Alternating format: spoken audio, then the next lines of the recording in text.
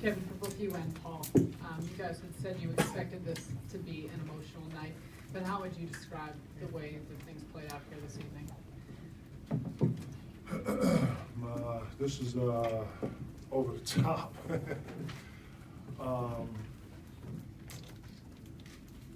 Doc had hit us 2 days ago or something. And I think I had some reporters ask me about, what was the expectations coming back here before the Dallas game, and I didn't want to be thinking about things while I had another game to play. And this was just the one word that comes to mind is just unbelievable. I didn't expect anything like that, for myself. Shows the first class, shows the type of organization that this is and the appreciation of the organization for you. And I couldn't put it into words.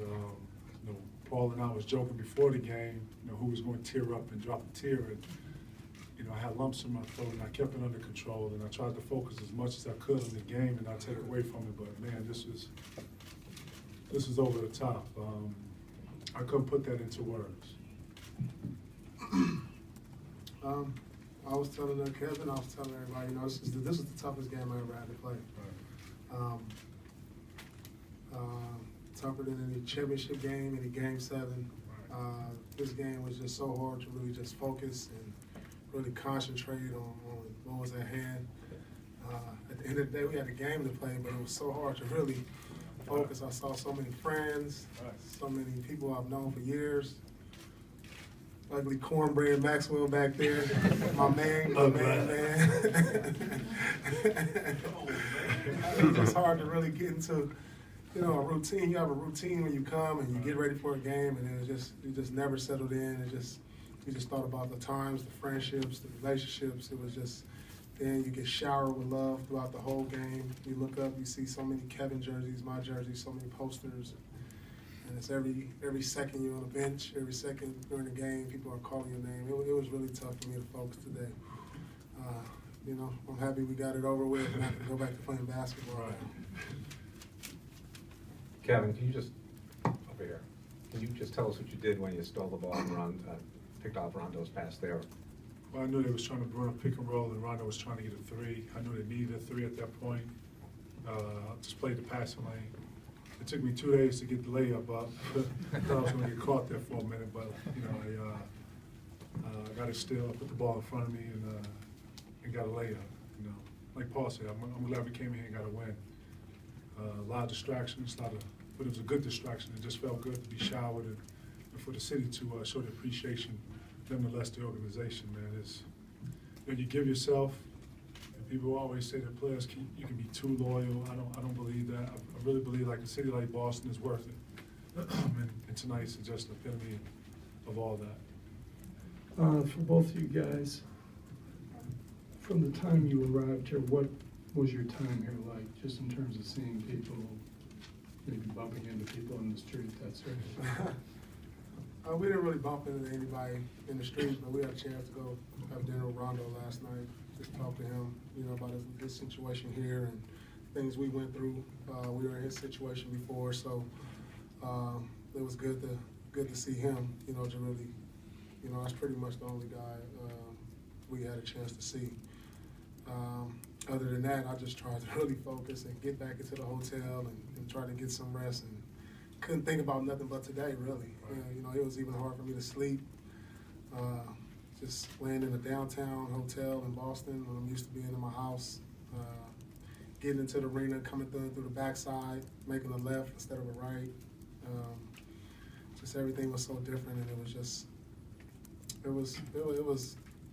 great though. It was great to be here. Kevin, just describe what that was like.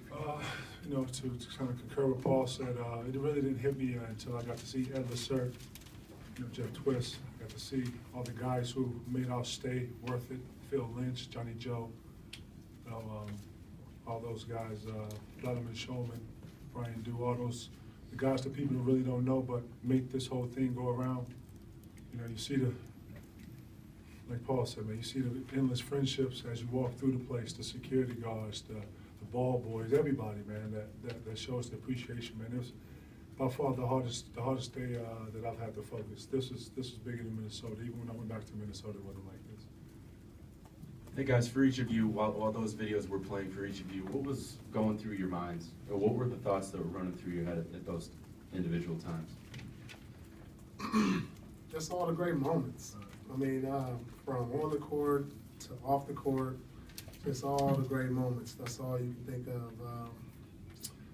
You know, that's pretty much what the videos kind of like showed. I mean, just everything that just me being in the community, the difference I was able to make, not only on the court but in the community. You build so much, you know, not only in the court but like in the community. You know, I have relationships with organizations in the community that I've built, been able to change different lives, be an inspiration in this community. And a lot of that just you thought about. You know, I've seen a lot of the kids I brought to games. You know, and that's what I think matters the most to me. It's just the lives you can change. You know, the basketball is great, and understanding that you're a role model. And it made me think of that, just being an inspiration in the community here. And how did this atmosphere tonight compare to, say, a playoff game? Or, you know, how would you guys compare it to, you know, some of the biggest moments that you guys have had in this building? This is not even close. It's not even close.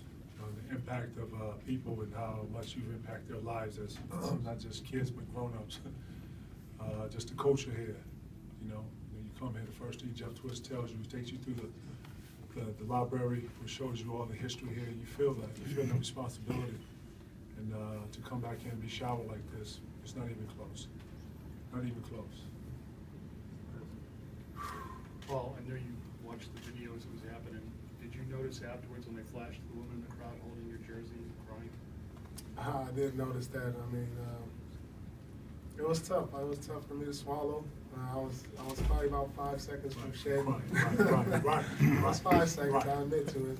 Right here. It's all good. You know, it's no words that can really describe just the shower of love here. And I was going to see Gino. Thought Gino was going to jump over there. That's probably the one thing. Thought he was going to show Gino. One last thing we didn't get to see that we missed. Gino. Maybe y'all send us some Gino, They man. did.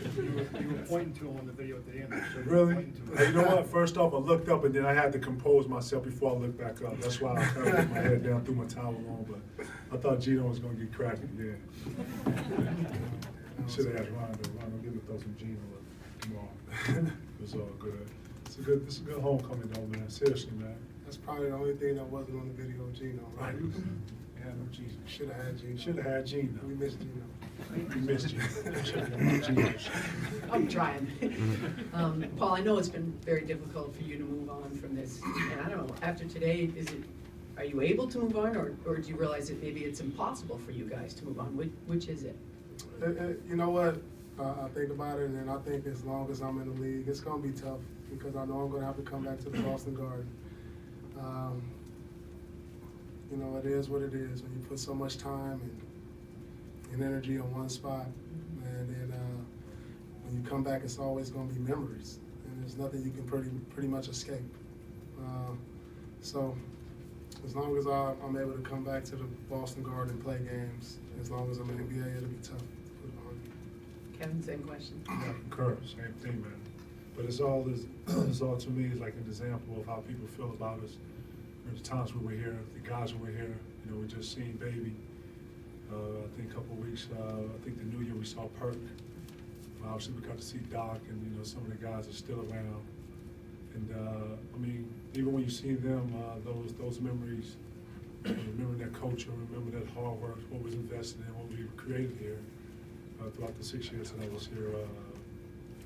It's always going to be what it is. But I think we will always bleed green as long as we're playing basketball, as long as we're living. Even when they bury us 6 feet, it's just what it's going to be.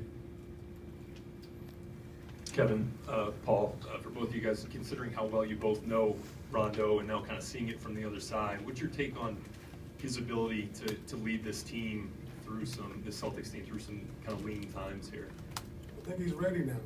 I mean, Rondo is mature. He understood what was coming. and I think he's ready. Before he had me and Kevin to lean on, and now he's the guy. He's the captain. He's who everybody looks to for leadership, and I think he's ready. He's grown. He's matured.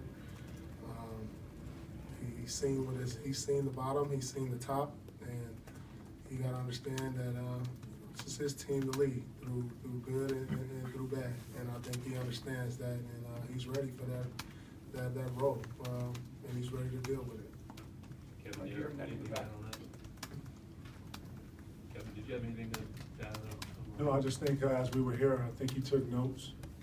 Last night we was talking to him, more importantly, I think we stressed setting the tone and being the example, even when he doesn't want to. I always talk to him about being professional, and being a professional, you don't get to pick and choose when you want to do that. And just understand the pedigree of a champion, that you don't let losing become something usual. You keep the mentality up, and some are not going to all follow, but most will. But as long as you're the example and you have the voice to just do it by example. And Rondo's ready. I think he's very comfortable in his role here. And I think he understood the transition once it was happening, and I think he's the type of person that has the type mentality with the personality to do just that. He'll be all right. Right here and then in the back. It's for both you guys, just after going through this tonight, after seeing the tributes, hearing the ovations from the Garden crowd, do you guys just have any message or anything you want to say to Boston fans out there? I said I seen Paul say on the tape that he would always love the city of Boston. I feel the same way. The New Englanders and everybody who's ever supported me here, and just been nice to me and my family, and obviously they didn't have to be. I just want to say thank y'all. I appreciate that from the bottom of my heart. Just a special thank you through my bad times, through my immature times, through my growing up, becoming a man in this city, to winning the championship, and everybody sticking with me, staying behind me. I just like to tell them thank you. In the back. Hey, Kevin, just going back to the video montage for you. When they showed that on the board, somebody you try not to watch that. What about that moment for you? And they played the Anything's Possible interview. You kind of pumped your fist at that point. What was that moment like for you? It was just it was an emotional moment that I just kind of went back and kind of reflected on it myself. When we all got together, a lot of people didn't think that the first year we could do what we did, and I think before everybody started getting together and making their teams, stacking their teams, I think I like to say that we was the first to initiate that, and we had a lot of pressure on us. And as I sat back and I looked at the video, I thought about how fun, how much work was invested in that. To this day, we talk about how big Doc Rivers was for us, just from a growth of not just player, but from a human being and young man perspective of everybody that he coached. And I don't know, I'm just appreciative of the time. And throughout the timeline, man, you think about those moments and you reflect. And that's what the fist bump was, man. I had some great times in here, like Paul said. We had obviously some dismal times, but none that overshadows the good. It's a great time here in Boston. Right here in the front. What has it meant to you guys to be able to go on this journey to Brooklyn and back here together, that you have each other to do it together? I think for me, it's just made the transition so much easier. Just, not only being my teammate, but being my friend.